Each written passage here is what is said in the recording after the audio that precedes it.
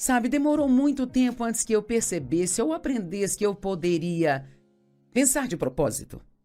Eu sempre pensava o que vinha na minha mente e, infelizmente, muito disso não eram coisas muito boas.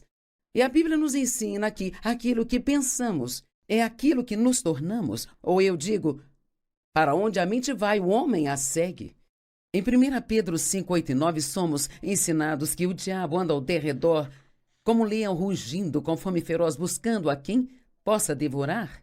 Não precisa ser você nem eu, mas precisamos saber como nos posicionar contra ele. A maneira como ele tenta nos enganar é mentindo para nós, colocando pensamentos em sua cabeça.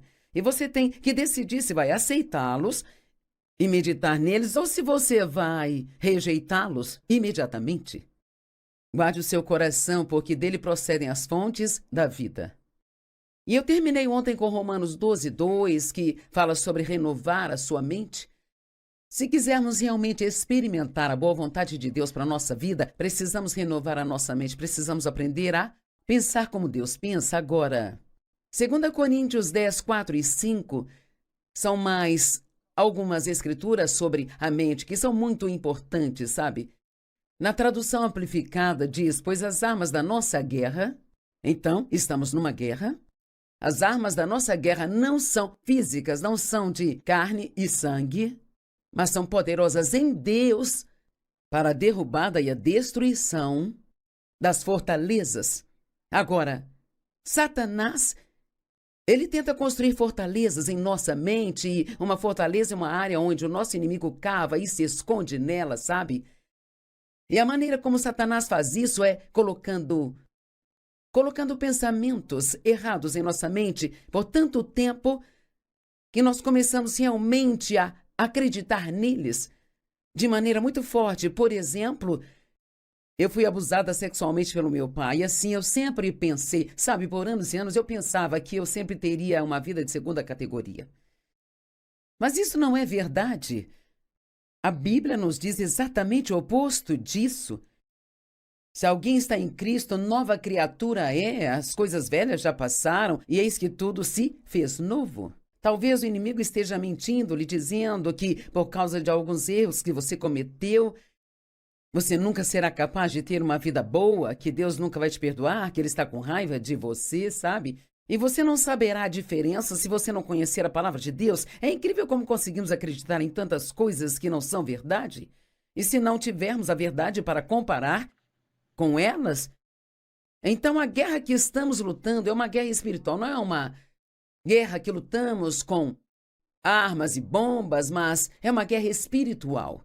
E assim nós temos as armas. E uma das principais armas que nós temos é a palavra de Deus, que na Bíblia é chamada de a espada de dois gumes. Eu gosto de usar a analogia de que, já que é uma espada de dois gumes, quando você usa a palavra, de um lado você derrota o inimigo e do outro lado você abre as janelas do céu e as bênçãos começam a cair sobre você. E outra coisa que realmente acredito ser uma arma é você andar em amor. Esta é realmente a coisa mais importante que temos para aprender a fazer na Bíblia. Perguntaram a Jesus qual era o mandamento mais importante. Ele disse, amarás o Senhor teu Deus de todo o teu coração, alma, mente e força. E amarás o teu próximo como tu amas a ti mesmo. E assim podemos derrotar o inimigo, mas não se estivermos cheios de ódio, amargura ou falta de perdão. Um dos maiores problemas que temos hoje é que muitas pessoas estão com raiva. Seria interessante saber, de todos que estão assistindo ao programa hoje, quantos estão bravos com alguém? E justificamos nossa raiva dizendo, mas você não sabe o que eles fizeram comigo, eles erraram comigo e nem sequer pediram desculpas. Quando perdoamos alguém, na verdade não estamos fazendo por eles, mas por nós. Porque ficar bravo com seu inimigo é como tomar o veneno e esperar que ele morra, mas você é o único que acaba sendo afetado por isso. E assim, nós temos armas, e a Bíblia diz que elas são poderosas em Deus para a derrubada e a destruição das fortalezas. Eu tinha muitas fortalezas na minha mente quando comecei meu relacionamento com Deus. Sabe, levou muitos anos para que todas essas fortalezas fossem derrubadas, porque você não aprende a palavra de Deus da noite para o dia, leva tempo e é preciso comprometimento. Na medida em que refutamos argumentos, teorias e raciocínios, e toda coisa orgulhosa e elevada que se coloca contra o verdadeiro conhecimento de Deus. E ouça isso, levando todo o pensamento e propósito cativos em obediência a Cristo Messias. Então, o que ele está dizendo? Que precisamos crescer até o ponto em que reconheçamos imediatamente quando um pensamento errado está em nossa mente e nós o derrubamos, nós o jogamos fora e lançamos para baixo. E escolhemos, em vez disso, pensar no que a palavra de Deus diz, levando os nossos pensamentos cativos em obediência a Jesus Cristo. Tiago 4,7 nos diz que podemos derrotar o inimigo, mas ele diz: submeta-se a Deus, resista ao diabo e ele vai fugir. Seus pensamentos são uma das coisas mais importantes com as quais precisa lidar. Os meus são do mesmo jeito, é o mesmo para todo mundo, porque a forma como pensamos acaba sendo o que falamos, afetando a forma como nos sentimos e acaba também afetando as nossas ações. Se você quer ser quem Deus quer que você seja, e fazer o que Ele quer que faça e ter o que Ele quer que você tenha, você tem que aprender a pensar como Ele pensa. E como Deus pensa? Você só precisa aprender da Bíblia e descobrirá como Deus pensa. Ele nunca pensa em nada negativo. Ele sempre acredita no melhor. Deus provavelmente pensa mais em você do que você pensa em si mesmo. Talvez você tenha muitos pensamentos ruins sobre si e Deus nunca pensa mal de você, sempre tem esperança para você, sempre acredita que você pode mudar se Ele trabalhar em você. Deus quer que acreditemos no melhor das pessoas, mas muitas vezes nós vamos para o lado negativo e ficamos desconfiados. Em vez de desconfiar, precisamos aprender a confiar. Marcos 4, 23 e 24 diz assim: se alguém tem ouvidos para ouvir, que ouça e entenda e compreenda. Então ele lhes disse: tenham cuidado com o que ouvem. A medida de pensamento e estudo que você der à verdade que você ouve será a medida da virtude e do conhecimento que voltará para você. E mais além disso, será dado àquele que ouve. Agora, a virtude pode ser um comportamento virtuoso, mas também pode ser poder. Jesus curou uma mulher na Bíblia e diz que ele sentiu a virtude saindo dele, ele sentiu o poder saindo dele. Nós temos poder adicionado às nossas vidas quando nós pensamos em coisas boas. Bem, me pergunto, muitas vezes ouvimos a palavra de Deus e vamos embora e esquecemos totalmente o que ouvimos. Isso não nos faz bem algum, sabe? Mas esta escritura nos diz o porquê, diz a medida de pensamento e estudo que você dá. Veja, eu estou compartilhando o que creio ser uma boa palavra. E se você assistir todo o programa e ficar comigo cerca de 30 minutos, mas se você nunca pensar no que estou dizendo hoje, se não anotar algo, se você não estudar sozinho, se você for inteligente, vai dizer: uau! Eu nunca ouvi coisas assim antes, e eu vou estudar a Bíblia, eu vou ver o que ela diz a respeito da mente. É tão fácil hoje estudar a Bíblia. Cara, quando eu comecei a estudar a Bíblia, isto era uma tarefa muito, muito difícil. Você tinha que procurar tudo sozinho. Hoje, se você tem internet e quer saber o que a Bíblia diz sobre a mente, basta ir ao campo de pesquisa e dizer: mostre-me as escrituras na Bíblia a respeito da mente. Mostre-me escrituras na Bíblia sobre pensamentos. E quando você faz isso, bum, ele dá uma lista enorme de escrituras e até imprime para você. Às vezes acho que é tão fácil hoje que talvez isso não seja bom para nós, porque quando eu tinha que fazer toda aquela pesquisa, então isso ajudava a entranhar aquilo em mim, sabe? Mas eu uso estas ferramentas hoje porque realmente facilita o estudo. E assim, então, realmente não há desculpa para você não gastar algum tempo estudando as coisas que você ouve na igreja ou as coisas que você ouve na TV, especialmente Se você tiver uma convicção, isso é algo que eu realmente preciso. Então, se você tem um monte de pensamentos fedorentos na vida, não ouça apenas o que eu tenho a dizer aqui hoje, mas deixe que isto te deixe faminto por mais do que a palavra de Deus diz a respeito da mente. Tenha cuidado com o que está ouvindo. A medida de pensamento e estudo que você dá à verdade que ouve será a medida de virtude e conhecimento que voltará para você.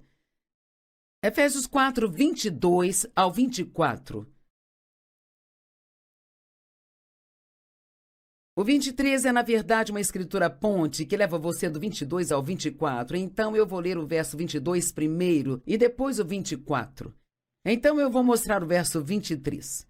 O verso 22 diz: Dispa-se da velha natureza, do velho eu não renovado que caracterizava seu modo de vida anterior e se corrompeu por meio das concupiscências e desejos que brotam da ilusão, o qual é engano ou mentira. E o 24 diz: Vista-se da nova natureza, do eu regenerado, criado à imagem de Deus em verdadeira justiça e santidade.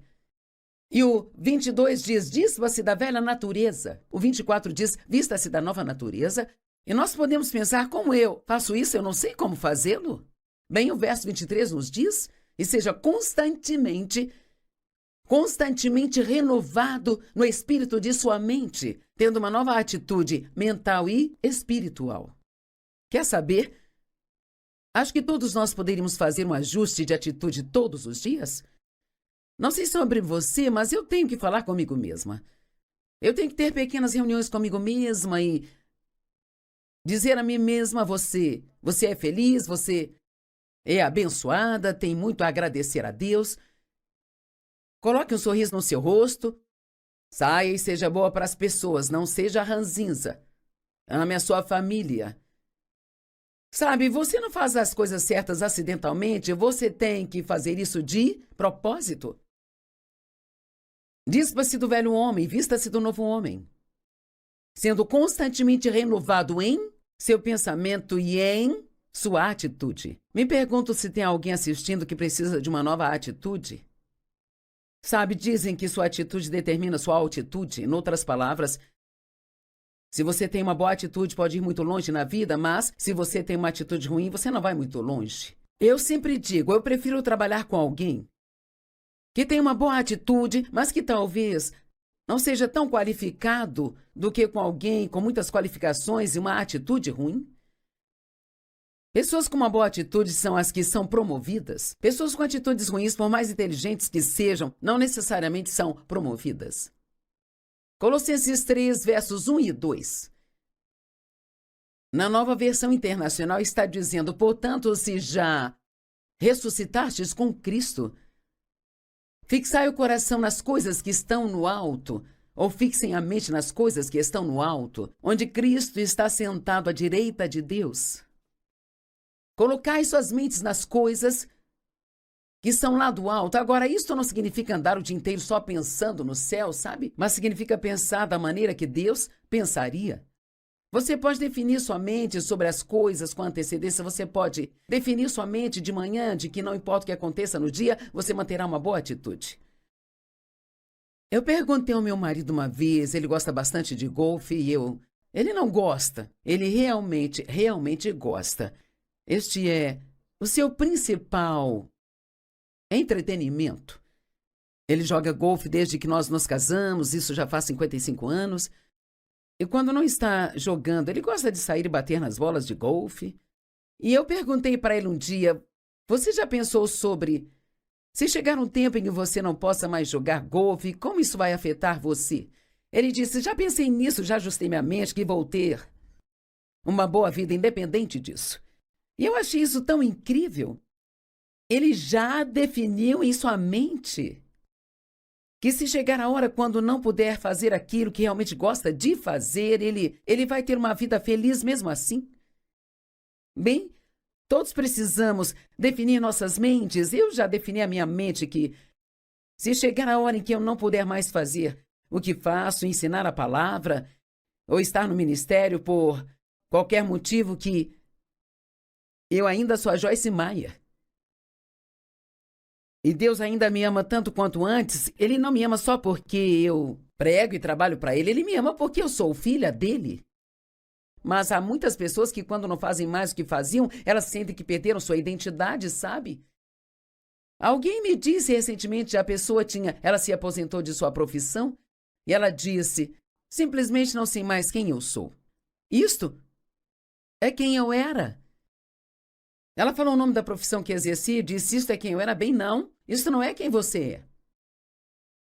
Você pode trabalhar como advogado, mas sua identidade não é advogado. Você é filho ou filha de Deus. Talvez você seja um médico e algo acontece, você não pode mais ser um médico. Bem, você ainda é muito importante, porque você é importante para Deus. Muitas pessoas, quando se aposentam de seu trabalho, não demora muito tempo e elas morrem porque elas não sabem mais o que fazer consigo mesmas. Então você tem que definir sua mente com antecedência que você será feliz em todos os tipos de situações, porque essa é a vontade de Deus para nós. Pense em coisas que ministram vida para você. Eu disse ontem, uma das coisas que ministra vida para você é pensar sobre o que você pode fazer por outras pessoas em vez de pensar no que elas deveriam fazer por você, sabe? Cara, eu vou dizer isso de novo. Pense no que você pode estar fazendo por outras pessoas em vez do que elas deveriam estar fazendo por você.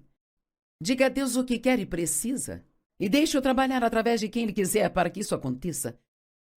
Sabe, muitas vezes alguém vem e faz algo por mim que me encoraja. Meu marido é muito encorajador e ele me elogia muito e eu costumava pensar que isso vinha do Dave, mas eu percebi que é Deus trabalhando através do Dave para encorajar-me.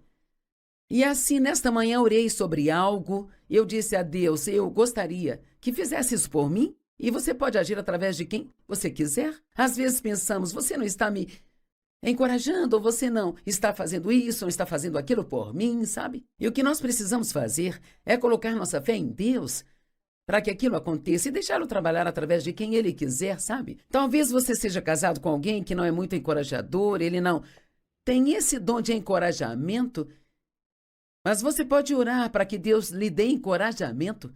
Ele pode não dar através de seu marido, mas Ele pode te dar através de os seus amigos. Coloque Deus no controle da sua vida em vez de outras pessoas.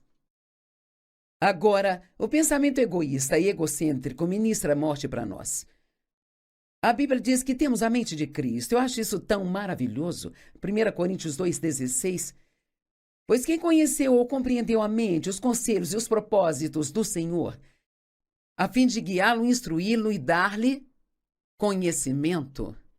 Mas nós temos a mente de Cristo, o Messias, e nós mantemos os pensamentos, sentimentos e propósitos do seu coração.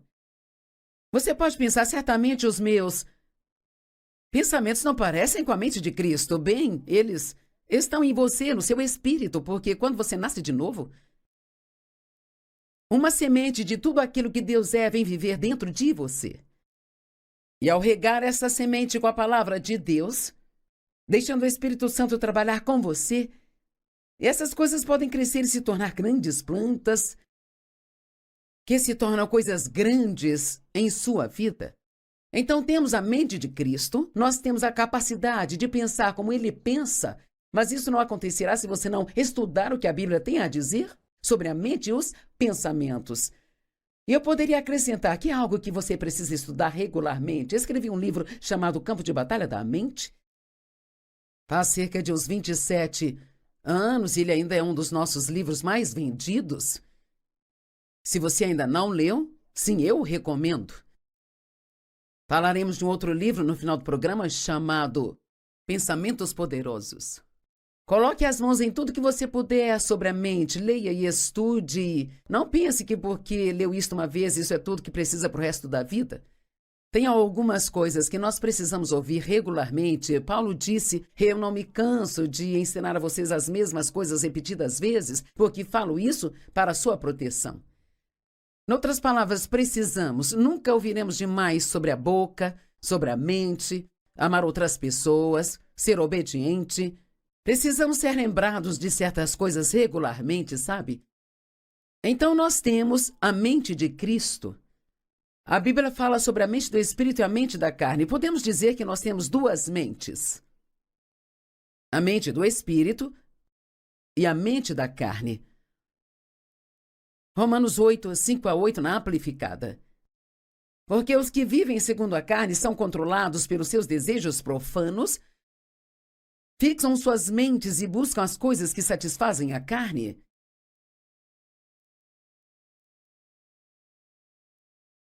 Mas os que vivem de acordo com o Espírito e são controlados pelos desejos do Espírito, fixam suas mentes e buscam as coisas que satisfazem o Espírito. Isto nos diz claramente que o que quer que coloquemos em nossa mente é isso que buscaremos na vida.